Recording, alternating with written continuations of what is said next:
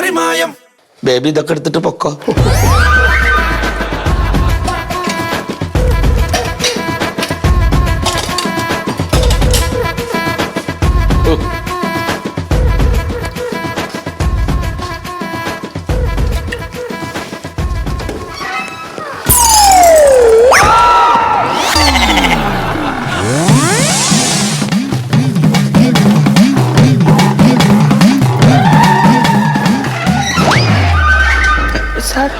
അത് കുട്ടികൾക്ക് ഭക്ഷണം വയ്ക്കണ ആളാ.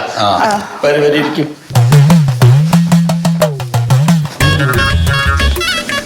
നമസ്കാരം. നമസ്കാരം. ജോയിൻ ചെയ്യാൻ വന്നാ.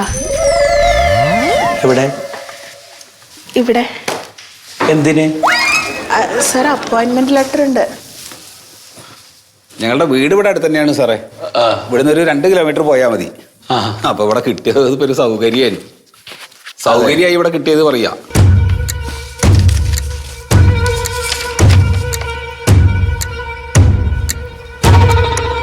മണ്ടോദരി.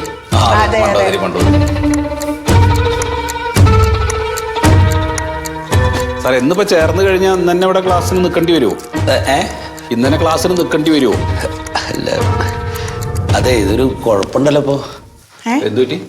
അല്ല, ഇവിടെ ആകെ ഒരു ഒഴിവുണ്ടായിരുന്നുള്ളൂ. അവിടെ ഇപ്പൊ കഴിഞ്ഞ ആഴ്ച ഒരു ടീച്ചർ ജോയിൻ ചെയ്തു.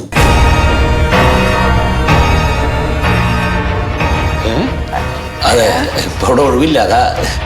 അല്ല, അതെങ്ങനെയാ? സാറൊന്ന് നോക്കിയേ, അപ്പോയിന്റ്മെന്റ് ഓർഡർ എന്റേതാ.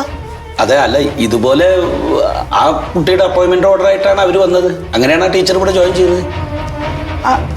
അങ്ങനെ നടക്കില്ലല്ലോ. അല്ല, അങ്ങനെ നടക്കാൻ പാടില്ല. പക്ഷെ ഇവിടെ ഇപ്പൊ നമുക്കൊന്നും ചെയ്യാൻ പറ്റില്ല. ഇതുപോലെ നിയമപരമായിട്ട് ഒരു അപ്പോയിന്റ്മെന്റ് ഓർഡർ ആയിട്ടാണ് ആ ടീച്ചർ വന്നത്. ടീച്ചറെ ചേർക്കും ചെയ്തു.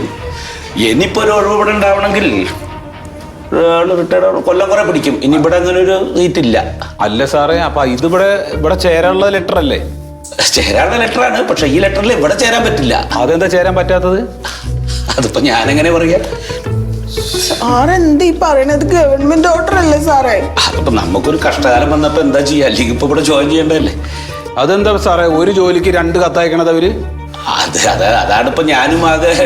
അങ്ങനെ വരാൻ പാടില്ലല്ലോ. വരാൻ പാടില്ല. പിന്നെന്താ സാറ്? ഞാൻ ഇനിയിപ്പോ എന്ത് ചെയ്യണ്ടേ? അല്ല, അതിനിപ്പോ ഇങ്ങനെ ടെൻഷൻ അടിക്കൊന്നും വേണ്ട. ജോലി നഷ്ടപ്പെട്ടിട്ടൊന്നുമില്ലല്ലോ. ED ഓഫീസിലേക്ക് ഒന്നുകൂടി ചെല്ലുക. എന്നിട്ട് നമുക്ക് ഇത് എന്താ ഇങ്ങനെ വരാൻ കാരണം എന്ന് ചോദിക്കാം. അപ്പൊ വേറെ വിദ്യാലയത്തിൽ കിട്ടും കേട്ടോ.